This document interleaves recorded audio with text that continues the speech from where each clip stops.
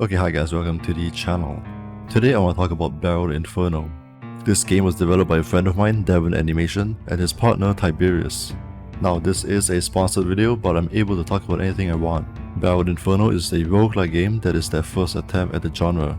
Now a bit of background information is I've known Devon for a few years now, and it was from streamer communities over on Twitch.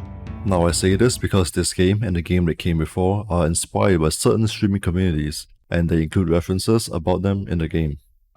And as such, you'll see references to streamers like Forsen, Erob, Yabe, and one of Forsen's mods.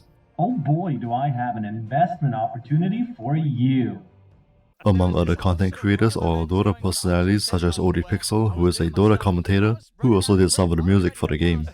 That was my dying breath there. Me shouting Seb was a plea for help. And also Shiva, who is one of the best esports hosts in my opinion. There's also one of the best cooks on YouTube, Henry Phillips, among others. We're going to crack in one egg. You know, one interesting thing about being in your 50s is you could be reasonably sure that all of your preschool teachers are dead.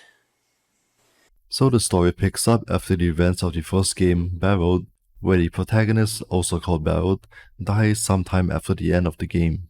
As a result, we see Barold fall into the depths of hell, where he must now escape the 9 circles of hell, much like the book Inferno by Dante Alighieri.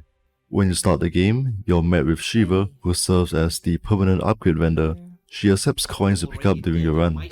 From here you enter Circle 1, where you're confronted by a variety of enemies. This is an open type stage. Now what that means is that you can walk around and explore. You battle your way through the level, and if you're lucky, you may pick up items to craft abilities, each with upgraded effects up to 4 levels on repeat crafts. There are 21 abilities in total. At the end of the level, you descend into Circle 2 and face the boss.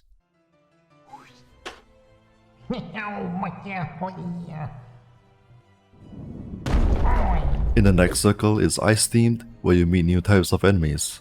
You repeat the process where you clear the level and descend to fight the boss. This is also an open type stage.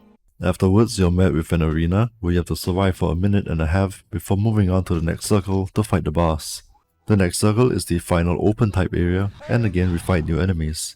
The next stage is a boss stage, as you might know by now. The final circle is where you fight the final boss. This is the only boss in the game with multiple stages. After defeating the boss, you escape hell with the devil promising you'll be back. So let's talk about what I think about the game, and should you get it? Well, for the price of $8 I think is a fitting price for the game. I felt like the game was sufficiently difficult. Even with all the power-ups, I felt like I could still die if I didn't pay enough attention. The replay value lies in seeing the 13 bosses that can appear, without counting the final boss that's guaranteed of course.